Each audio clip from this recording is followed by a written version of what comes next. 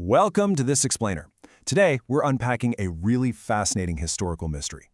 How exactly did a small European nation completely defuse a demographic time bomb through some incredibly creative constitutional engineering? We're talking about Belgium and how they managed to avoid a civil war that, honestly, to a lot of outside observers, seemed almost inevitable. Okay, let's dive right in. There's this really common mathematical assumption when it comes to governance. This idea that sharing power equals dividing power, which ultimately equals weakening the country. It kind of makes intuitive sense to a lot of people, right? Well, I want you to keep that exact logic in the back of your mind today as we analyze two very different nations that faced strikingly similar challenges but took entirely different paths. But first, we got to set the stage. What actually drives this kind of national tension? Most of the time, it boils down to ethnic division. And by ethnic, I mean a social division based on shared culture. People in these groups believe in a common descent. They share physical traits, cultural practices, or maybe a bit of both. Because this identity is inherited and lived every single day, the stakes in these conflicts aren't just political, they become deeply, deeply personal. So let's apply this to Belgium. We're talking about a pretty small country here, a population of just over 1 crore, or about 10 million people. But man, the ethnic composition is incredibly complex. You've got a 59% majority living in the Flemish region speaking Dutch.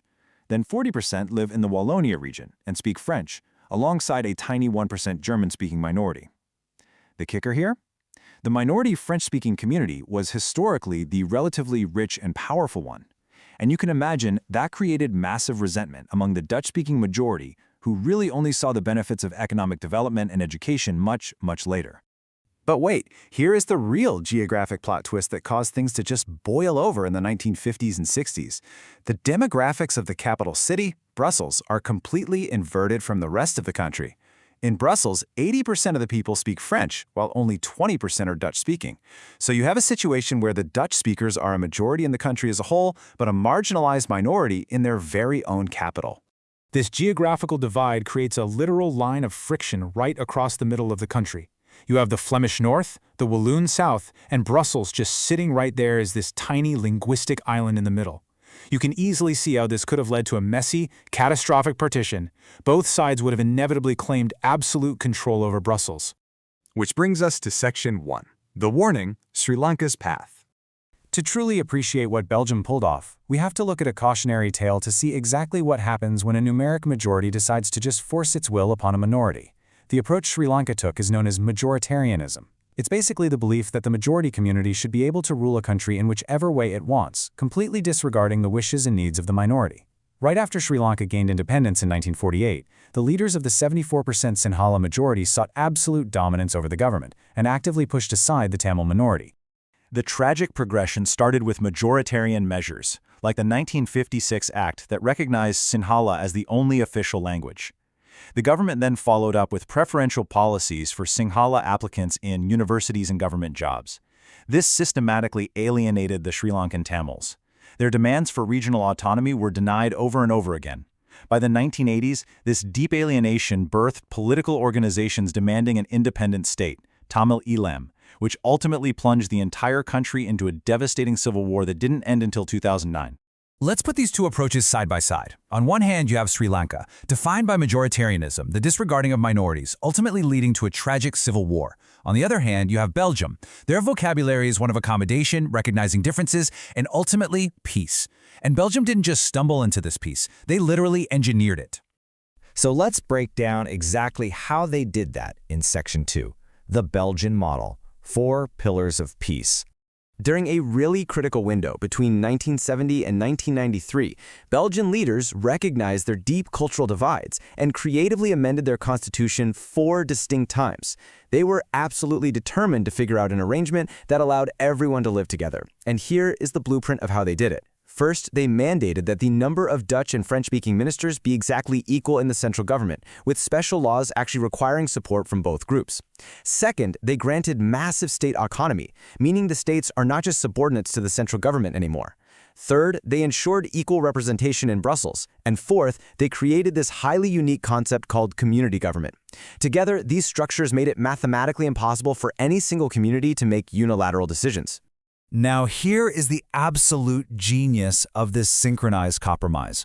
Why on earth would the French speakers, who make up 80% of Brussels, accept only 50% of the power there?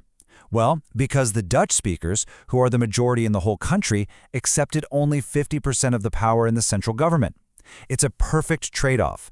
Each side willingly gave up absolute dominance in their stronghold to guarantee absolute fairness everywhere else. And the coolest part is, this isn't just some abstract political theory discussed in a parliament building. You can literally see it walking down the street. A standard street sign in Brussels has the place names and directions printed evenly in both French and Dutch. This historic compromise is quite literally written onto the street signs of their capital.